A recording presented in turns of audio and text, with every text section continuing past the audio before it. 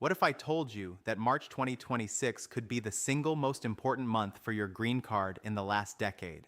Not an exaggeration, not clickbait. I'm talking about a real confirmed time-sensitive window that immigration attorneys are calling a once-in-years opportunity, and if you miss it, you might be waiting another 5, 10, even 15 years. Stay with me for the next few minutes because what I'm about to share could completely change the trajectory of your life in America. Welcome back to US Entry Updates, the channel where we break down complex immigration news into clear, actionable information you can actually use. I'm so glad you clicked on this video today because the March 2026 visa bulletin just dropped and there is so much happening inside it that the mainstream immigration world hasn't fully explained yet.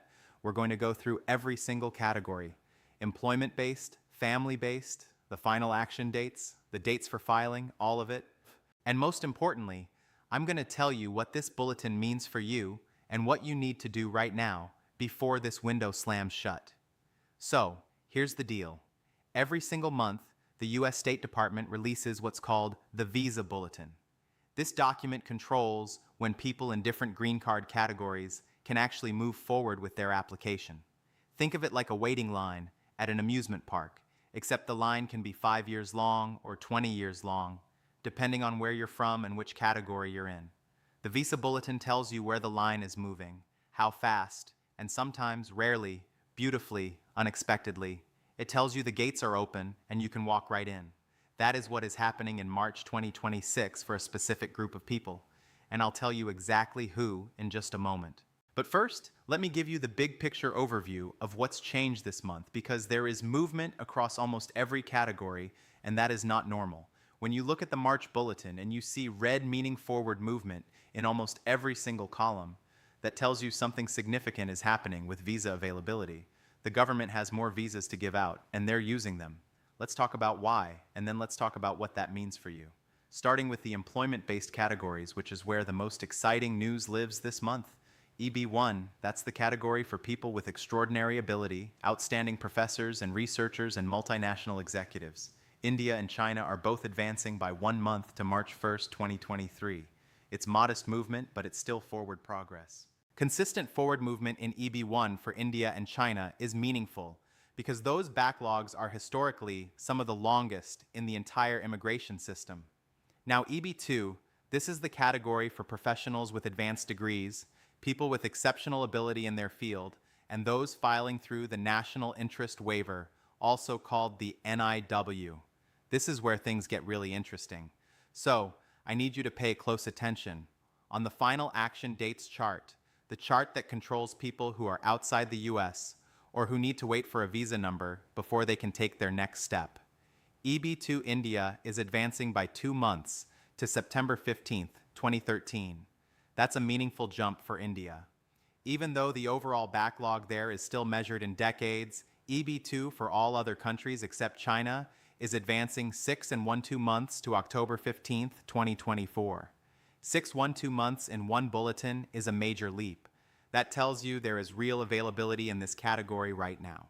But here is where I need to stop and make sure you truly understand what's about to happen, because this is the part that could change your life. On the dates for filing chart. The second chart in the bulletin, which is the chart that USCIS uses to determine who can file for adjustment of status inside the United States. EB2 for all countries except India and China is going completely current in March 2026. Current as in, there is no cutoff date. As in, if you are inside the United States right now and you have an approved or pending I-140 in the EB2 category, or if you are ready to file a national interest waiver petition, you may be able to file your green card application, your I-485 right now in March. Let that sink in for a second. This is the first time in years that this has happened. People who have been living in limbo. People who have been on H-1B extensions, on OPT, on student visas. People who have been stretching every legal option just to stay in the country while their I-40 sat pending. Those people now have a real concrete opportunity to file for adjustment of status, get a work permit, get a travel document, and add their spouse and children to the application too. All in the same filing, all in March. And I have to be completely honest with you about something. This window might not be there in April. When something like this happens, when EB2 goes current on the dates for filing chart, It creates a flood of new applications. Thousands of people who have been waiting, planning, preparing, suddenly all file at the same time. And when that happens, the State Department typically pulls back. They retrogress the dates. The window closes. We've seen it before. We've seen categories go current 1 month and pull back by a year or more the following month. So the urgency here is real.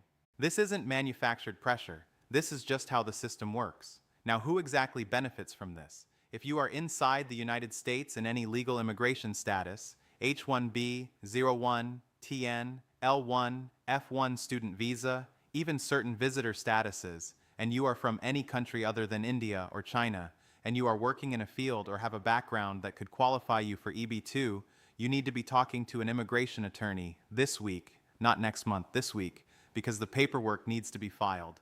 Held in March to take advantage of this window, and these things take time to prepare properly. The National Interest Waiver Pathway specifically is worth highlighting here, because it doesn't require employer sponsorship. You can self-petition. That means you're not dependent on a company to file on your behalf. If you have an advanced degree, a master's or higher, or if you have exceptional ability in your field, and if your work benefits the United States in some meaningful way, you may qualify to file your own green card petition and your I-485 simultaneously in March. That's a pathway to a green card without a job offer. It's one of the most powerful tools in the immigration system, and it's about to become even more valuable this month. Let me keep moving through the bulletin because there's more good news and I don't want you to miss it. EB3, the category for skilled workers, professionals, and other workers, is also seeing solid movement this month. EB3 Philippines is advancing 2 months to August 1st, 2023. EB3 Mexico and the worldwide category are advancing 4 months to October 1st, 2023. 4 months of movement in one bulletin for EB3 worldwide is encouraging, and there's an interesting rumor floating in immigration circles right now. And I say rumor because nothing is confirmed that EB3 could potentially go current at some point before summer 2026. I'm not going to promise that because the visa bulletin is unpredictable, but the signals from the State Department suggest they have enough visa supply in the EB3 category to keep pushing dates forward significantly throughout this fiscal year. On the dates for filing chart for EB3, all other countries are advancing 3 and 1/2 months to January 15th, 2024. EB3 other workers worldwide advancing 6.7 months to June 22nd, 2022. Again, consistent movement. The supply of EB3 visas is holding strong right now. Now let's talk about something that has been completely stagnant for a long time and is finally seeing some life. EB4. This is the special immigrants category, which includes certain religious workers, broadcasters, certain international organization employees, and others. EB4 all countries is advancing 6.4 months on the final action dates to July 15th, 2021. And on the dates for filing chart, EB4 made a jump of almost 1 year and 9 months to January 1st, 2023. That kind of leap, nearly 2 years in a single bulletin, shows you just how backed up this category has been and how much the State Department is trying to work through that backlog. For anyone who has been stuck waiting in EB4, particularly religious workers, this is a meaningful signal that 2026 could bring real movement in your case. EB5, the investor visa category, remains relatively stable. India sits at May 1st, 2022. China is at August 15th, 2016. All other countries remain current. No major changes there from last month. Let me now turn to the family-based categories, and I'll be upfront with you. This side of the bulletin is more of a mixed picture. The final action dates for family-based immigration have not seen meaningful movement this month, which is disappointing but not surprising. Here's why. There's been a significant slowdown at U.S. consulates and embassies abroad. Consular officers have been pausing and delaying the issuance of visas in many countries, particularly family-based immigrant visas. When people can't pick up their visas abroad, those visa numbers don't get used and the system doesn't advance as fast. The employment-based side has actually benefited from this in a strange way, because unused family-based visa numbers can sometimes flow into the employment categories, which is part of why we're seeing such strong movement on the EB side this month. For family-based, final action dates. F1, which is unmarried sons and daughters of U.S. citizens. Mexico remains at December 22nd, 2006. Philippines at March 1st, 2013. All other countries at November 8th, 2016. These numbers haven't moved. F2A, which is spouses and children of lawful permanent residents, remains largely unchanged. F2B, unmarried sons and daughters of permanent residents, no movement. F3, married sons and daughters of U.S. citizens, no change.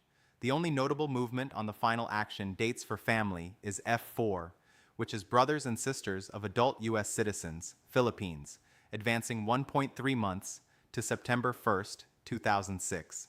Now, on the dates for filing for family-based, there is one bright spot worth calling out.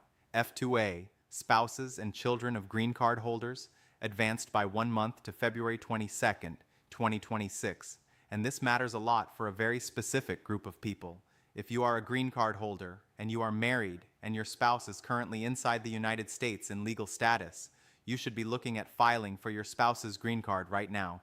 The F2A wait time has gotten remarkably short. We're talking weeks, not years. That's an extraordinary situation for a family-based category, and it's one that people are overlooking because all the attention is on EB2. But if you have a spouse who is eligible, don't sleep on this. Now I want to zoom back out and give you the bigger context for what we're seeing in this bulletin because there's an important story behind all of this movement. The U.S. immigration system runs on a fiscal year that starts October 1st. At the beginning of each year, the government has a fresh allocation of green card numbers to distribute. When we're seeing strong forward movement across employment-based categories in March, which is the middle of the fiscal year, it typically means that the pace of visa usage has been lower than expected in the first half of the year.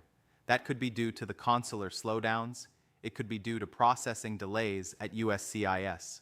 Whatever the reason, the result is that there are more visa numbers available right now than there would normally be at this stage. And the State Department is moving dates forward aggressively to make sure those numbers get used before the fiscal year ends in September. This is both good news and a warning. Good news because it creates these incredible windows of opportunity like EB2 going current on the dates for filing chart. But it's also a warning because these opportunities can disappear quickly.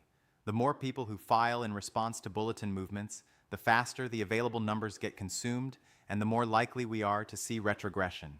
If EB2 goes current in March and tens of thousands of people file adjustment of status applications, April's bulletin may pull those dates back significantly. That's just the math of how supply and demand works in the visa system. So, what should you actually do with all of this information? Let me be as practical as possible here because US entry updates is not just about telling you what's happening, it's about telling you what to do. If you are in EB2 from any country except India and China, and you are currently inside the United States in any legal status, your first call tomorrow morning should be to an immigration attorney. Bring your I-40 approval notice if you have one. If you don't have an approved I-40 yet, but you think you might qualify for a national interest waiver, start the conversation now about whether your case can be prepared and filed in March. The concurrent filing option, filing your I-140 and I-485 at the same time, is a game-changer because you don't have to wait for the I-40 to be approved before getting your work permit and travel document. You file everything together, and while USCIS processes your case, you can be living and working on your employment authorization document. If you are in EB3, keep watching the bulletin closely. The movement we're seeing is sustained and meaningful. If the category continues advancing at this rate, there could be significant opportunities in the coming months. Don't get complacent if your dates aren't current yet. Start preparing your documents now so that when your window opens, you're ready to file immediately. If you are in EB4, particularly if you are a religious worker, pay attention to what's happening. This category went from completely frozen to showing real life. Stay connected, stay informed, and be ready to move when your dates align. If you are a green card holder with a spouse inside the US, look seriously at the F2A opportunity. The window is short, but real. And if you're not sure which category you fall into, or whether you even qualify for an employment-based green card pathway, don't guess. The cost of guessing wrong in immigration is too high. Talk to someone who knows the system. I also want to acknowledge something that doesn't get talked about enough in these bulletin breakdowns. The emotional weight of all of this. Many of you watching this video have been living in uncertainty for years. You've been on H-1B extensions waiting for your priority date to move. You've been on OPT stressing about what happens when it expires. You've made life decisions, career decisions, family decisions, housing decisions, all around the uncertainty of your immigration status. And when a bulletin like this comes out, it's not just a legal document, it's a lifeline. It's a moment where the system, which so often feels designed to make you wait and struggle, actually opens a door. And you have a right to walk through that door. You have a right to know about it. That's why I make these videos, and that's why I'm going to keep making them every single month. Before I wrap up, I want to briefly mention something about the broader landscape. We're seeing consular slowdowns in family-based visa processing. We're seeing significant movement in employment-based categories, and we're in a period of real flux in U.S. immigration policy. What that means for you is that the rules of the game can change faster than they used to. A bulletin that shows opportunity in March may look completely different in April. The best thing you can do is stay informed, stay prepared, and act quickly when opportunities arise. That's exactly what we're here for on U.S. Entry Updates. Every month, we go through the visa bulletin line by line so you don't have to navigate it alone. We translate the government language into real information you can act on. We flag the opportunities other channels miss, and we give you the context to understand not just what is happening, but why it's happening and what it means for your specific situation.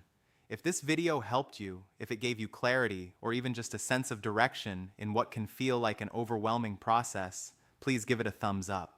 It genuinely helps more people like you find this channel when they need it most. And subscribe to US Entry Updates and hit the notification bell, because next month's bulletin could bring more changes and you do not want to be the last one to know. Drop a comment below telling me which visa category you're in and which country you're from. I read every comment, and your question might become the topic of a future video. This is a community, and we navigate this journey together. March 2026 is a big month. Make sure it's a big month for